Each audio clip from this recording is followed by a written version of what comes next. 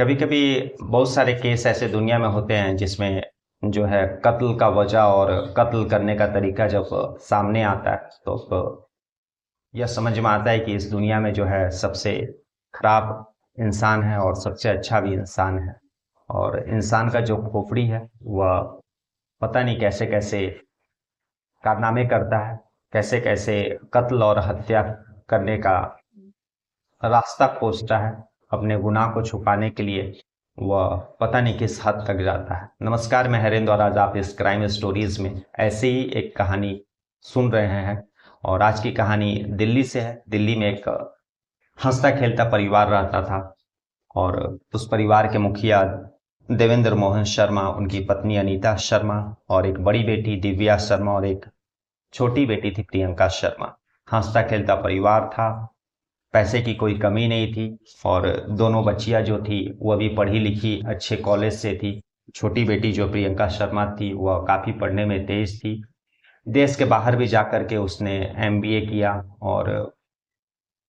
उसके बाद फिर अपने पिता का जो उनका बिजनेस था, हेम्योपैथिक का कारखाना था, इंडस्ट्रियल एरिया जो दिल्ली का है वहाँ पर, और उसी इंडस्ट्रियल एरिया में उनका जो कारखाना था उसी बिजनेस में छोटी बेटी प्रियंका शर्मा हाथ बटाने लगती है। और उससे पहले दिव्या जो बड़ी बेटी थी, 2009 में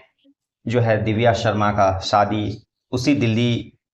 में रहने वाले उसी दिल्ली में ग्रेटर कैलाश के रहने वाले वरुण अरोड़ा से हो जाती है। 2009 में इन लोगों की शादी होती है, हंसी खुशी काफ़ी धूमधाम से इन लोगों का शादी होता है। बड़ी बेटी का शादी था, छोटा सा परिवार था और वरुण अरोड़ा का रियल एस्टेट का बिजनेस था। शुरुआत में तो सब चीज़ ठीक ठाक चलता है और लेकिन शादी के 4-5 साल बीतने के बाद जो है वरुण अरोड़ा और उसकी जो पत्नी दिव्या शर्मा थी, इन दोनों पति पत्नी के बीच में जो है अक्सर लड़ाई झगड़ा शुरू हो गया, कभी पैसे को लेकर के, कभी बच्चे को लेकर के। दरअसल अरुण अरोड़ा और दिव्या शर्मा का कोई संतान नहीं था। इसके लिए दोनों पति पत्नी ने काफ़ी दिल्ली में और दिल्ली के बाहर भी डॉक्टरों को दिखाते हैं, लेकिन अंत में आईवीएफ का सहारा लेते हैं। और आईवीएफ का सहारा लेने के बाद जो है वरुण अरोड़ा और दिव्या शर्मा का जुड़वा बच्चा होते हैं, 2 बच्चे होते हैं। और जो है इस बात को लेकर के वरुण अरोड़ा काफ़ी परेशान रहता था कि उसका कोई संतान नहीं है। और इसी परेशानी और से निकलने के लिए काफ़ी डॉक्टरों को दिखाने के बाद फिर जो है फाइनल डिसीजन लेता है आईवीएफ का,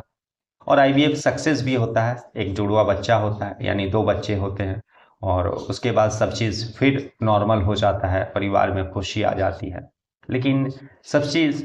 फिर से पटरी पे आता है, फिर से उन लोगों का रिलेशन ठीक हो जाता है। कुछ दिन ठीक चलने के बाद 2020 में वरुण के जो पिता रहते हैं वह गुजर जाते हैं, चल जाते हैं। और उसके पिता जाने के बाद इधर दूसरी तरफ उसकी जो पत्नी है वह भी नेचुरली तरीका से प्रेग्नेंट हो जाती है। और प्रेग्नेंट होने के बाद वरुण काफ़ी खुश होता है। उसको ऐसा लगता है कि उसने जो अपने पिता को खोया है, कहीं ना कहीं अपने बच्चे के रूप में अपने पिता को वापस पा लेगा। और इसी खुशी में उसकी जो माँ रहती है, वह भी, जिसका नाम जिया रहता है, वह भी काफ़ी खुश होती है। लेकिन जब प्रेगनेंसी जैसे जैसे बढ़ रहा था, जब डॉक्टरों से चेकअप कराया गया तो डॉक्टर ने बताया कि अगर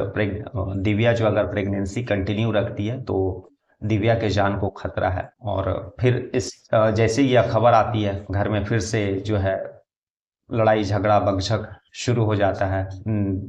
वरुण की माँ जिया भी जो है दिव्या से लड़ाई झगड़ा करने लगती है, क्योंकि जैसा कि डॉक्टर ने बता दिया था कि अगर प्रेगनेंसी कंटिन्यू रहता है तो दिव्या की जान के ऊपर खतरा आ सकता है। और इसके कारण जो है दिव्या उस बच्चे का अबॉर्शन कराने का डिसीजन में थी और उसने उस बच्चे का अबॉर्शन भी करा देती है। और इस बात को लेकर के घर में फिर से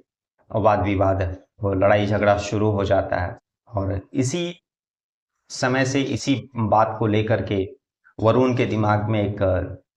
जो है निगेटिव सोच बैठ जाता है कि उसकी पत्नी ने बात नहीं माना। उसका जो सपना था, उसने जो अपने पिता खोया था और फिर से अपने बच्चे बेटे के रूप में अपने पिता को आता देख रहा था, लेकिन उसकी पत्नी ने उस बच्चे का अबॉर्शन करा दिया। और उसको ऐसा लगता था कि उसके जो सास ससुर हैं, क्योंकि जब डॉक्टरों ने दिव्या को यह बताया था कि अगर उसने प्रेगनेंसी कंटिन्यू रखा तो उसका जान का खतरा हो सकता है, तो उसके पापा भी जो दिव्या के पापा मतलब पिता देवेंद्र मोहन शर्मा रहते हैं, और जो उसकी छोटी बहन प्रियंका रहती है, उसने भी कहा था कि जल्द से जल्द अबॉर्शन करा लो, क्योंकि जब डॉक्टर ने कहा कि तुम्हारी जान के ऊपर खतरा हो सकता है तो अबॉर्शन कराना ही सही होगा। इस कारण से वरुण जो है ना केवल अपनी पत्नी दिव्या बल्कि ससुराल के जितने भी लोग रहते हैं, अपने ससुर और साली और अपने सास, इन सभी को मुजरिम मानता है और इन सभी लोगों को सबक सिखाने का प्लान बनाता है। और अब वरुण के दिमाग में यही घूमता रहता है कि वह किस तरह से अपने पत्नी और जो है ससुराल के लोग हैं उन लोगों को सबक सिखाए, उसके जो बच्चे हैं उसको इस दुनिया में नहीं आने दिया। तो वह कहीं ना कहीं से जो दिव्या का अबॉर्शन था, और वह जिसको डॉक्टर ने बताया था कि वो उसके जान को खतरा, इसलिए दिव्या ने अपने जान की सलामती के लिए अपने बच्चे का अबॉर्शन कराया था। लेकिन वरुण जो था इस चीज के लिए दोषी जो है अपने ससुराल वालों को और अपनी पत्नी को मानता है। इसके बाद जो है वह काफी दिमाग लगाता है, काफी रिसर्च करता है, सर्च करता है कि किस तरह से जो है ऐसा मौत दिया जाए कि वह पकड़ में नहीं आए, और मौत भी ऐसा रहे कि जो उसके ससुराल वाले हैं, उसकी जो पत्नी है, वह तड़प तड़प कर मरे। उसके लिए वह गूगल पर सर्च करता है। गूगल पर जब सर्च करता है तो उसको जहर का आइडिया मिलता है, और जहर भी जो है थैलियम नाम का एक जहर है, जो कि अगर किसी व्यक्ति को दे दिया जाए तो वह 2 महीने में लगभग मरता है, और उसका जो पॉइजन धीरे धीरे काम करता है। पहले उसका जो है किडनी, लिवर, आंख सब डैमेज करता है, सोचने की शक्ति खत्म करता है, शरीर का जो कमजोरी लाता है, और फिर अंत में जो है वह व्यक्ति जो है मौत के मुंह में समा जाता है। और जब यह सारा रिसर्च करने के बाद वरुण ऐसा ही मौत अपने ससुराल वालों को, अपनी पत्नी को देता था, तो उसको रास्ता मिल चुका था, उसको आइडिया मिल चुका था। अब बात थी कि वह थैलियम थैलियम जहर को मंगाएगा कैसे, थैलियम जहर को वह खरीदेगा कैसे। तो इसके लिए उसने बाकायदा फिर से नेट पर सर्च किया, और फिर ऑनलाइन जो है 22-25 हजार रुपया दे करके उसने थैलियम जहर मंगाता है, और मंगाने के बाद जो है अपने पास रखता है, और इसके लिए जो वह प्लान तैयार करता है। और यह सब होते होते 31 जनवरी 2021 का समय आ जाता है, और 31 जनवरी 2021 को अपनी पत्नी को फोन करता है, जब उसकी पत्नी जो है अपने मायके इंद्रपुरी में आई हुई थी, और यह बोलता है कि वह उन लोगों के लिए मछली बनवा करके ला रहा है। और जब मछली बनवा करके लेकर के जाता है घर, जो है अपने ससुराल 5:30-6 बजे, और वहां पर वो रहता है, सभी लोगों को मछली खिलाता है, बताता है कि काफी फेमस दुकान से मैंने जो है मछली बना करके लाया है। और उसी मछली में वह अपने प्लान के तहत जो है वो थैलियम जहर जो है मिला देता है। खुद वह मछली नहीं खाता है, या बताता है रीजन कि उसका दांत दर्द दे रहा है। और लेकिन वह जो है मछली उसकी पत्नी और उसके जो है ससुर, यानी जो है दिव्या शर्मा के पिता मोहन शर्मा, और उसकी माँ अनीता शर्मा, और छोटी बहन प्रियंका शर्मा, वह भी खा लेती है। और कुछ बचता है तो वह जो है घर में काम करने आने वाली जो है मेड रहती है, उसको भी वे लोग ऑफर करते हैं, क्योंकि उस घर के दामाद ने लेकर के लाया था, और काफी ज्यादा मात्रा में लाया था तो बच गया था, इसलिए उन्होंने अपने मेड को भी वह मछली अगली सुबह देते हैं। और खाने के बाद जो है वह खुद नहीं खाता है, और जैसे ही वे लोग खाते हैं तो उन लोगों का जो है थोड़ा सा तबीयत खराब होता है। 31 जनवरी को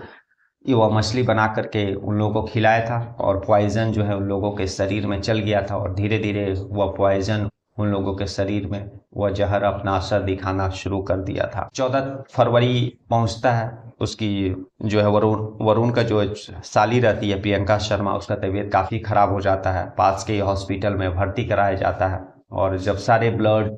ये सब का जब डॉक्टर टेस्ट करते हैं, क्योंकि ऊपरी तौर पे तो कुछ भी डॉक्टरों को ऐसा मिल नहीं रहा था, लेकिन जब ब्लड सैंपल लैब में भेजा जाता है और जब रिपोर्ट आता है तो यह क्लियर हो जाता है कि काफ़ी भारी मात्रा में थैलियम का जहर इन लोगों के शरीर में जो है डाला गया है, पहुंचा है। तभी जा करके जो है इसकी साली की इतनी तबीयत खराब है, और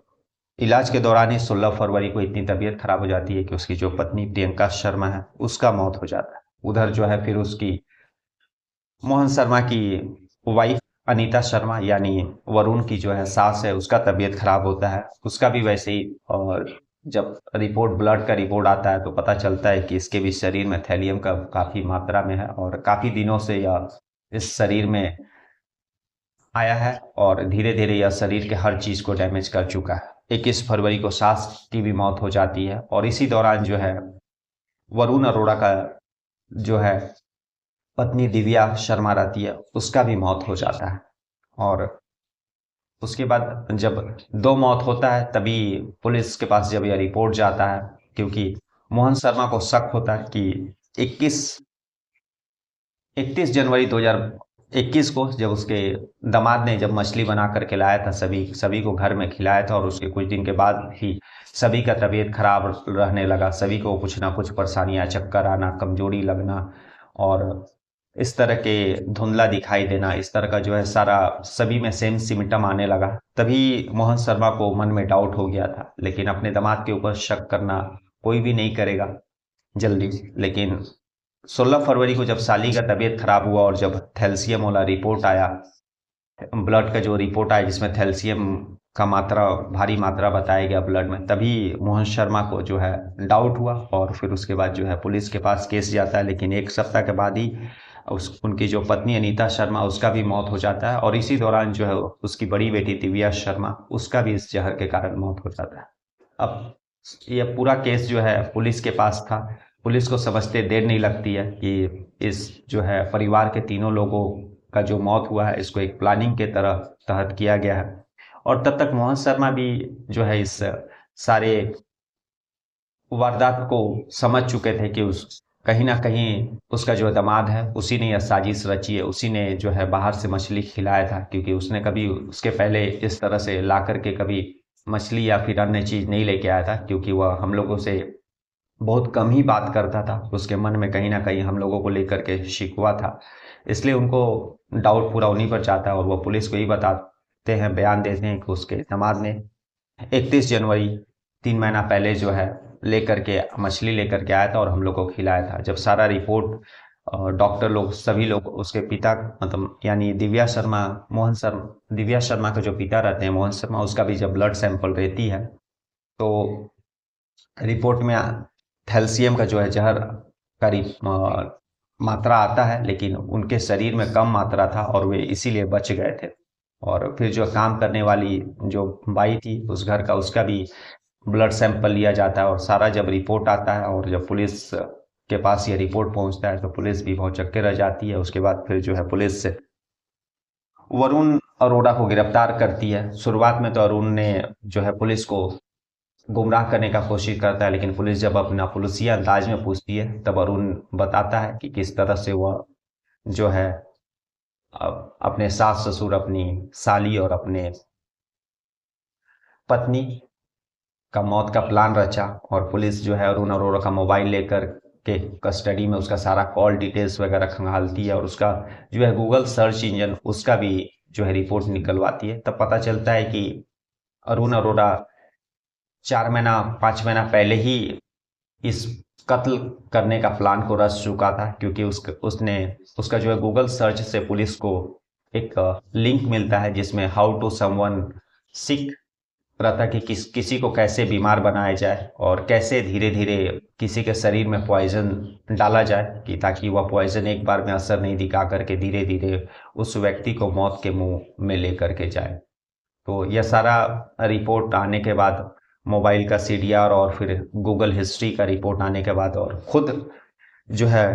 अरुण अरोड़ा से जब पुलिस ने अपने पुलिसी अंदाज में पूछा तो वह सारा प्लान बताता है। उसके बाद फिर पुलिस उसको गिरफ्तार करके जेल भेजती है। अभी यह मामला जो है कोर्ट में चल रहा है। कहानी आज की यही थी कि एक दामाद जो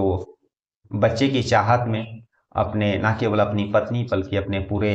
जो है ससुराल के लोगों का मौत का प्लान रचता है, और वह भी ऐसा प्लान कि शायद जो गुनाह करने वाले हैं वे भी इस तरह का आइडिया सुन करके कांप जाए। तो इंसानी दिमाग का क्या कहना, जब अगर वह अपने पर उतर जाए तो एक से एक जो ऐसे दुनिया में क्राइम भरे पड़े हैं, एक से ऐसे क्राइम की वारदातें हैं कि जो किस तरह से उस वारदात को अंजाम दिया जाए, वह जब पता चलता है इंसान को, वह जब सामने आता है, तो फिर आदमी इंसान यही कहता है कि इंसान का जो खोपड़ी है यह दुनिया का सबसे खराब खोपड़ी है, क्योंकि यह इंसानी है जो इस तरह का सोच सकता है, इस तरह का आइडिया बना सकता है और इतना घिनौना जो है काम कर सकता है। तो कल हम लोग ऐसी किसी कहानी के साथ मिलेंगे, और तब तक के लिए नमस्कार, जय हिंद, जय भारत।